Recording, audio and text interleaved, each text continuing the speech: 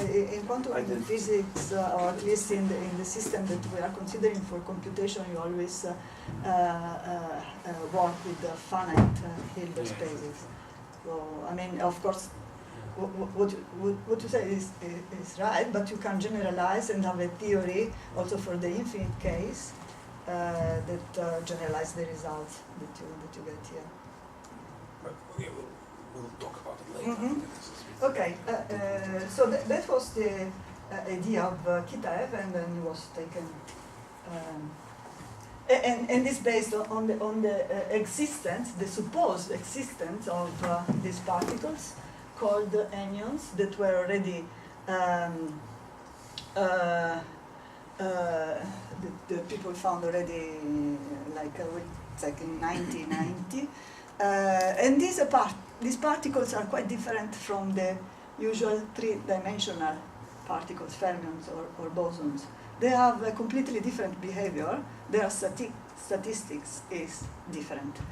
And that's because they have behavior, because they are two-dimensional particles, okay?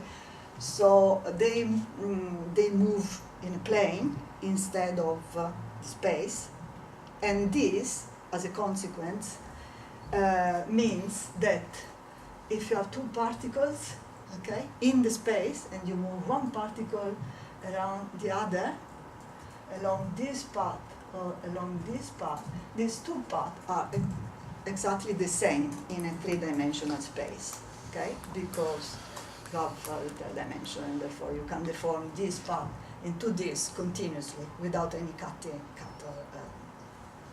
But if you instead consider the two particles in a plane, okay, then moving this around this other particle along this path or this path is completely different, because in order to deform this path into this, you have to cut and then glue it again. Okay, so they are not the same. They are not.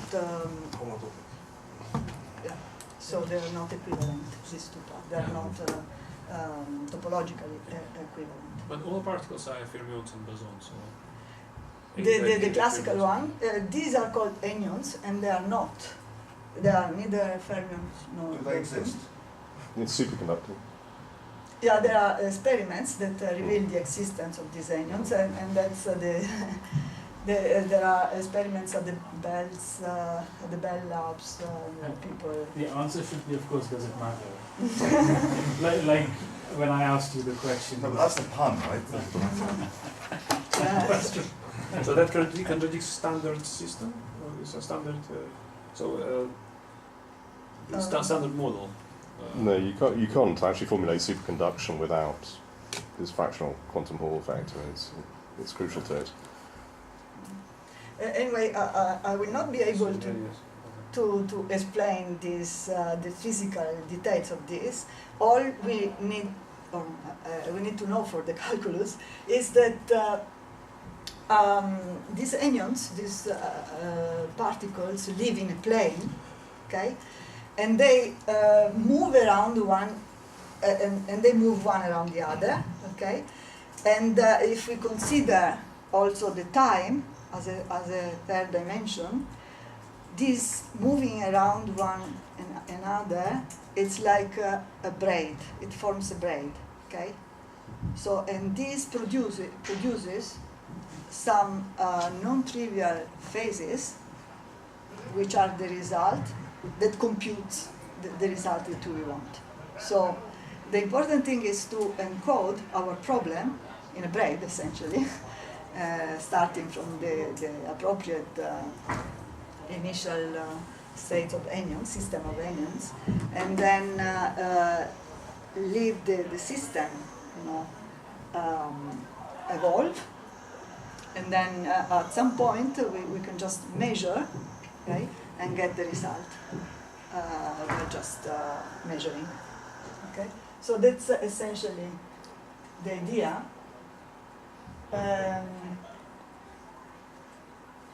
And that would be a computation.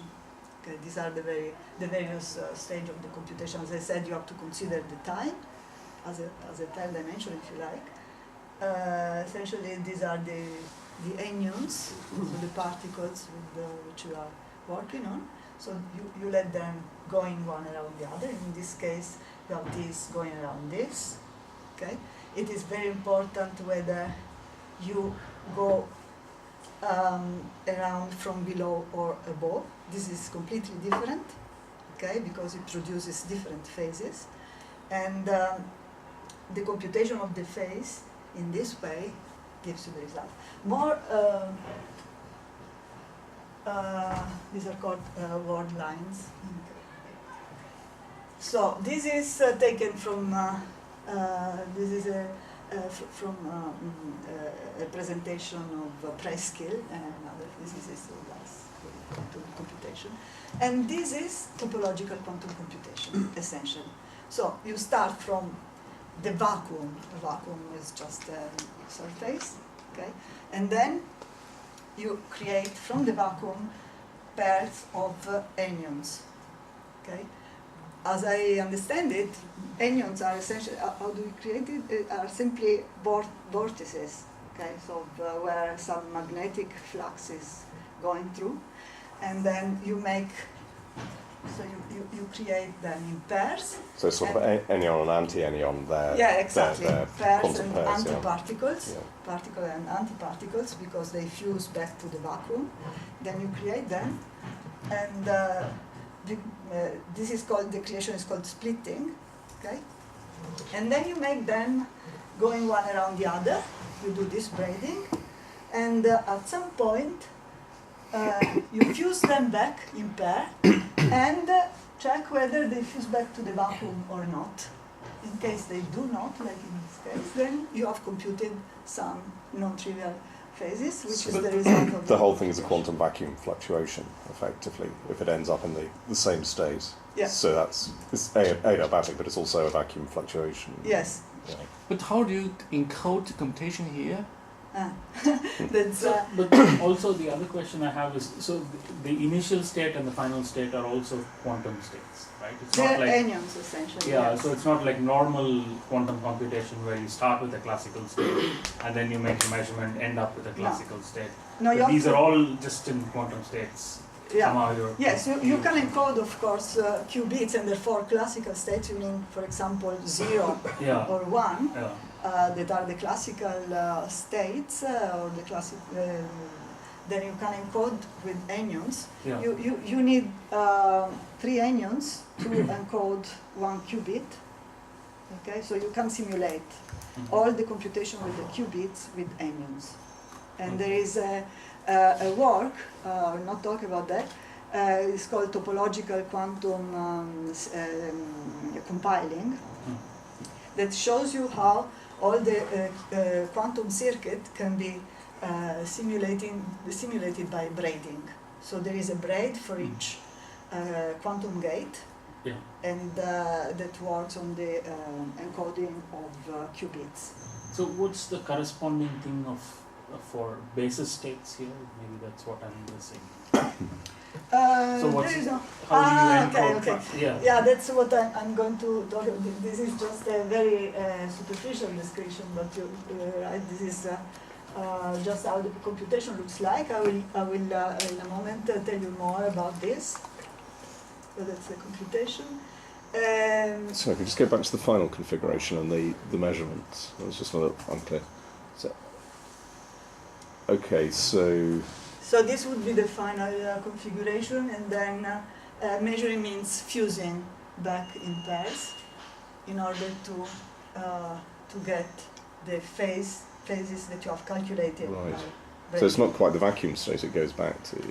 Not if you get the vacuum. yeah, you won't be back, able to measure anything, yeah. Yeah, it's a trivial computation. Yeah. Okay, so it's not adiabatic in that sense. I mean, it's adiabatic, but it's not vacuo to vacuo. It's not a vacuum fluctuation, even though there's pair Okay, production. that's what you were saying before. Yeah. I probably didn't Yeah. understand. Okay, no, it's adiabatic Yeah. in the sense that it's not a vacuum Right, fluctuation. yeah. Yeah, you're right. Okay. So somehow you're saying the initial and the final states aren't the same. Yeah. Yeah. Yeah. Yeah, yeah. So now, in order to answer to your question, let's see how a model of anyons, we have to refer to a system of anyons and to a model in order to define what the set of states is and the computational system, essentially. So, And in is order there some, sorry, is there some equivalent for entanglement here, or is it? yes, but it's completely different from the qubit, because there, in order to get entanglement, you have to tensor two states, right? And tensoring here is a completely different operation in the sense that the Hilbert space that you get is degenerate. So you work with the base state that are many, it's not only one. So you work just with the base state, and so it's a degenerate base. But a system of anyons is specified by, I mean, abstractly, as by a finite set of labels. So basically, each symbol specifies charge, an anion charge, an anion type. Okay. Then, the important thing is to specify how the anions, these particles, fuse together.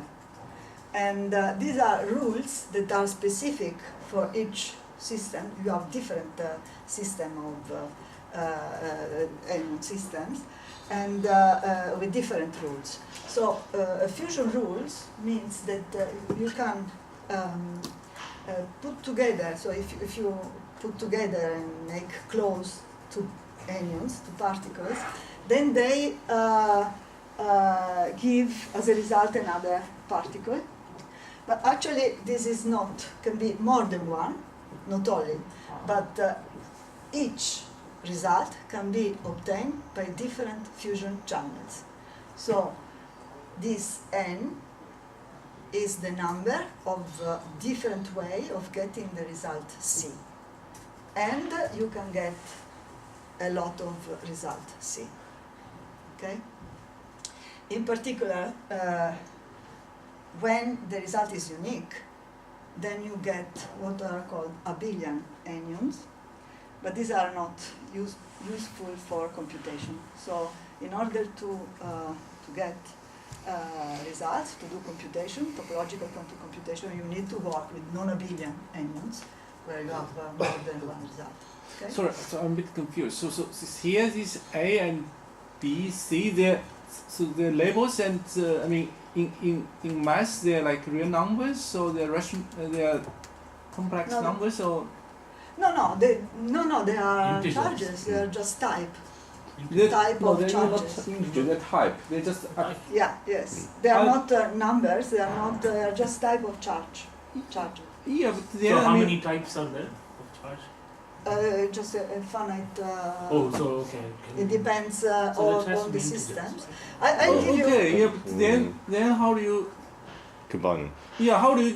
For example, if I integer like A is 3, B is 4, how do you get 3 Sorry, times I will 4? show you an example. These are two examples of anion systems. Okay, so these are called Fibonacci anions. You have only two kinds of charges, and these are called 1 and tau. Okay, it's just the symbols that represent. 1 stands for the vacuum, and tau is the non-abelian anion, the only non-abelian anion here.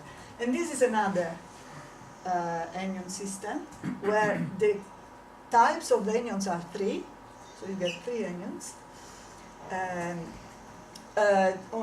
only sigma is the non-abelian here, and the other, and these are the fusion rules that says how they. So as you can see, sigma can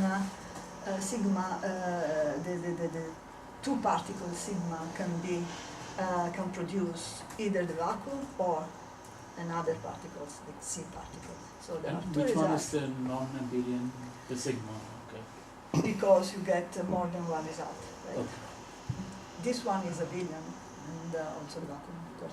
Okay, what is this O plus? This Or wasn't. the O plus, it means Chronic either. sum? Or either. Or. Yeah, either or. Okay. So I guess it's some kind of disjoint sum or something. Yeah, So it is a sum. It stops it being a group or a monoid, I guess, just Yeah, yes. because you've got this Exactly. probabilistic exactly. aspect to it. Yeah, it is actually an abelian group with respect to the times, and is a group with respect to the sum.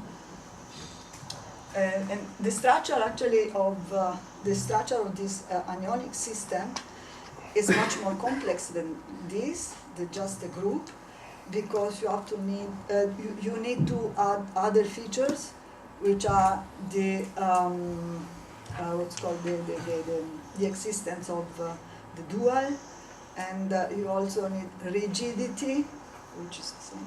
And so the structure at the end, the algebraic structure, is that of a modular tensor category, or a special kind of algebroid. So it's a very complex algebraic structure, but essentially is a monoidal category, what you get, both with respect to this operation and with respect to with respect to this operation. So and the dot is composition, or what is that? What's the dot? The dot is just the times, in the sense that you get two Yeah. different result tau. So you get tau from two different fusion channels in two different ways, Okay.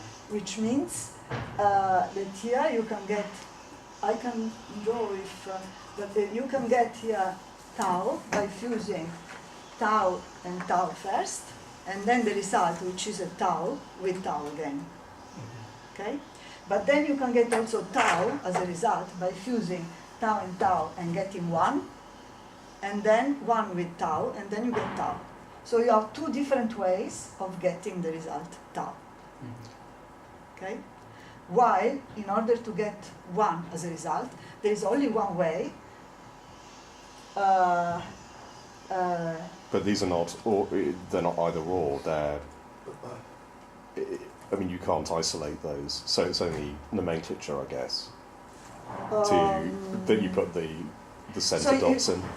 So if you want to, what do you mean? If you want to fuse them, then you have to So make them. I mean, just in the computational term and on the bottom left.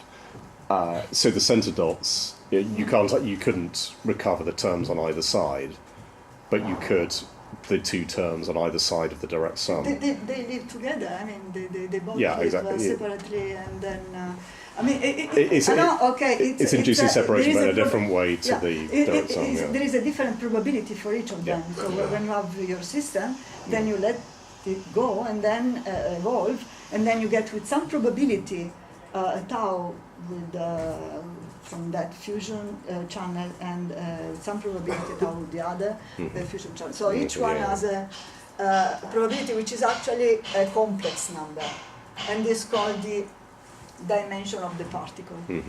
It's the quantum dimension, which is calculated in a quite complicated way that I'll probably show you if I can go back and show what else is needed to specify a model of anyons. Apart from this, you need an F matrix and an R matrix. These are operators. The F is basically expressing associativity, and the R is the braiding rules. So this is the way to represent the fusion rules. The mu here is the particular fusion channel. So you have several. You can have this number of different fusion channels. Of course, this is only one if the anion is abelian. And this is the F matrix. It says that essentially expresses this property that you can fuse first A and B and then the result with C, And this is the same modulo phase than doing this other way. Okay? It is a matrix because this equality is obtained via phases that are the entries of the matrix. Okay? In mathematics, these symbol, these numbers are called 6J symbols, but I mean that's it's just complex numbers in the and this is the braiding still is a matrix because you compute these phases, complex numbers essentially. So by braiding A and B, then you get the result C, which is the unbraided system multiplied by this factor. So braiding produces a factor, phase factor, which is this one. Okay, and this is also and this is encoded in a matrix, which is characteristic of the system. Okay. So this is where the fractional spin comes in. Yeah. Yeah. I wouldn't be able to talk much about that, but as I said, I'm not really able to discuss the physical. Now, the space of computation, now this is, maybe this will give an answer to your question, because the dimension of the space, so first of all, states are encoded in the fusion process, so you can see them as trees, that trees of fusions of anyons, pairs of anyons. And you can get different trees giving the same result, and these are considered base states that are orthogonal. That's why we get this kind of this Hilbert space that is called fusion space, and the dimension is given. So if you have n anyons, then you have to fuse the first two, and you get an intermediate result. The intermediate, and you can get different way of getting this intermediate result, and then the intermediate result, you fuse the intermediate result with A3, and then you get another E2. And again, you get a number of these possible fusion trees, and then again, okay. So in order to get the dimension, you have to sum up overall the intermediate result and multiply the different fusions. So in order to simplify, we can assume this one, and then you get the sum of all the intermediate results. Okay. This is how we can represent a fusion process, and therefore a state of computation. If you start from 3 anyons, then you can fuse A and B, and you get I, and then you fuse I and C, and then you get D. This can be seen as a vector in the fusion space, in the Hilbert space, that we can represent in this way. Okay? So it's just a vector in the Hilbert space. And of course, you get, depending on the I, then you get different orthogonal vectors, which represent the base of your space. So you can calculate the dimension in this way, right? Now, you can, of course, fuse B and C first. In this case, you would get the result J, and then you would fuse J with A and get D again. Okay? This would represent another base, and you can move from this base to the other via the F matrix, which is therefore base change. This is the matrix for the base change, right? So does a different value of I in that last example give you a different component of the basis? Yes. Yeah. Okay. Yes.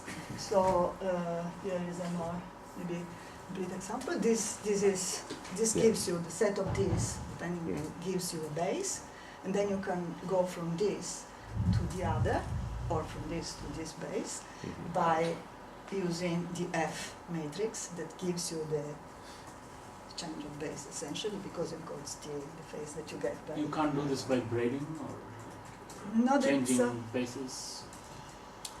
that's not braiding. It's Okay. just the property of associativity, Okay. and is the law is something that is called the Pentagon rule that allows you to associate in different ways. So, but it's not braiding. Braiding is another operator.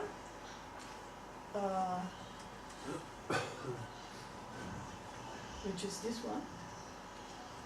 Braiding is essentially just this operator, what is important, so it's just a swapping.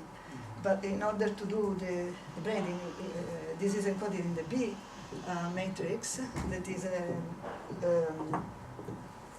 a composition of R and F matrix. Because in order to swap two anyons, you need them to be contiguous. Okay? So if you want to swap an anion that is distant, in the sense that there are some other anions in the middle, then you have to apply F matrices in order to make them contiguous, and then apply the R. So is the F matrix operator and the braiding operator commutative? No. No. So hence quantum. That's right. The braiding is not, Yeah. in the sense that what you mean. Braiding, swapping in clockwise or anti-clockwise is not the same. Okay, if this is what you mean by commutative. Well, in common, because you need both essentially to define the topological quantum system. Yeah. So I was wondering about their interaction. You use both. So you use so B represents the anti-clockwise, and B minus 1 represents the clockwise, and you use both in order to define your braiding. Okay. And then you use also the F to make that, and the sequences of composition of R and F are the B matrix, which gives you the braid. Yeah. So, But so the diffusion is commutative in the sense that A and B and A is the same thing. Yeah. But the braiding, in the sense that I told you, is not. Okay. Is that what you? Yeah, so I was also wondering about the interaction between the braiding and the F matrix. Okay, I see what you mean. Yeah. But that's regulated by another, it's called the hexagon rule that I didn't put in this slide, and say how you can, how they interact. Right. I didn't understand the commutativity, but yes, they interact in a in a specific way that is given by this hexagon rule. Okay.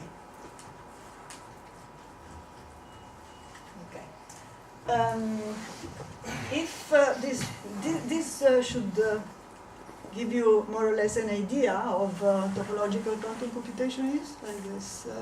I mean, of course, it's not all, but the basic idea. Now, for the reason that I told you at the beginning, I want to formalize this kind of calculus in order to have a formal system that we computer scientists or theoretical computer science. Actually, I was wondering if you possibly clarify just where the non-local degrees of freedom are. And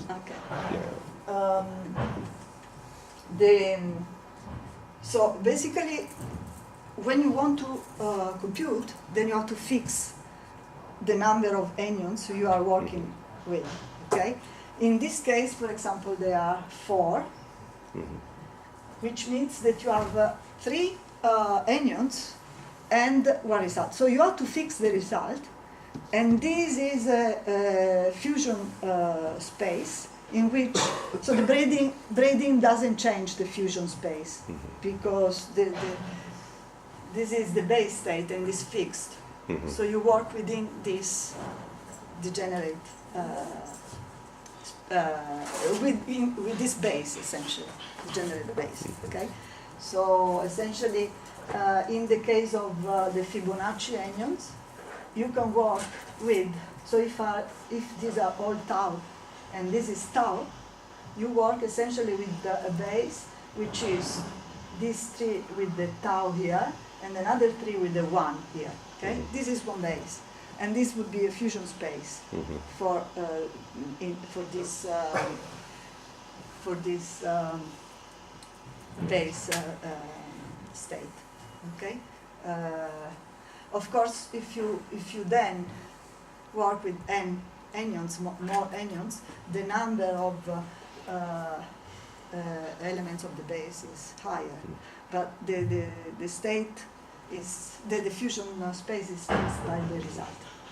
So local perturbation wouldn't manifest itself topologically. Exactly, because I mean you deform the particles here, because when you do braiding, you go from you exchange this, you do this local, but they are not. And you compute with that, and the global result is what is stable, because it's what is fixed. Yeah. So all computations occur in a fusion space that is fixed. So you have to fix the charge, so to say. Okay. So I know you're just coming to the point. meat of your talk. Sorry about that, I was very slow. So maybe, I don't know if people, I can stay, some people can stay, or if people want to leave, they can leave, right? I mean, maybe... I'm going to talk about a kind of possible lambda calculus, which is, so I mean, if you're not interested in that... Or if you can show us quickly, and maybe if people can leave, some of us can stay. I will just tell you the basic idea, because... And the idea is that I want to define a rewriting system, essentially. So I have to formally define some terms of the rewriting systems, syntactically, basically, and rules to go from one term to another. And this rewriting system must represent the topological, the computation that I explained to you before, okay?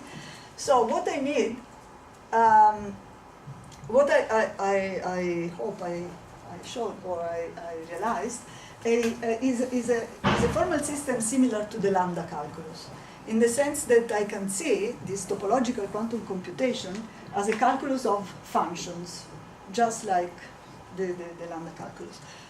So I can define a term which is a variable, the lambda abstraction, the composition. Because we are quantum and not classical, we also need a superposition. And because we are topological, we need a braiding operator. Okay? This essentially says that I swap the subtrees, subterms, T1 and T2 in T. Okay? Now, just to give you, this is pure syntax, but the interpretation is that each term is a vector in the fusion, in a fixed fusion space. Okay. And you don't have a tensor operation? No need for tensor operator, because as I said, the computation happens in the fusion space. Okay. Where states are just these trees, and therefore there is no tensor operation there really. And in fact, the dimension, as you could see, is calculated not like for a qubit. It is hardly ever power of 2. Actually, for the Fibonacci anyons, this is a complex number, and is the what's called the golden the golden Ratio. ratio, the golden ratio, because asymptotically the dimension of the states for the Fibonaccianians grows like the Fibonacci number. So it's completely different. For the other system, then I mean, it happens that the dimension is the power of 2, but it's just a particular case, and actually we cannot use that system to define a universal computation, so you need the Fibonacci and the dimension. And here are some example by using the 3 notation, just to show. I mean, this indicates the fusion process that, as I said, represents the state of the computation. So I represent my term, just depict them as trees. Okay. So this would be a variable in the sense that I do not specify the state essentially, because I mean the charge or the result is not specified. This would be this is the base. You see the internal results are different. This is the base of your system, and therefore you make a superposition. Get it there, and then this would be a lambda abstraction because inside it has a variable. And this the application that I just indicated here as a juxtaposition, but would be the vector product, or and this would be the braiding. So this this would be actually the phase that you get by braiding. Okay, so by swapping the two terms. It's just a representation, but as I said, the calculus is purely syntactic. And then I can define the reduction, so a kind of anionic data reduction, which is really just substitution. So I just if I have a fusion state where a subterm is not specified, which means I didn't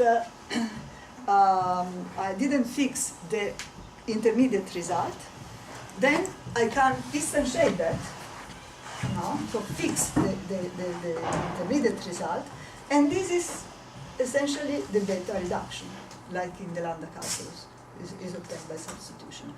Then together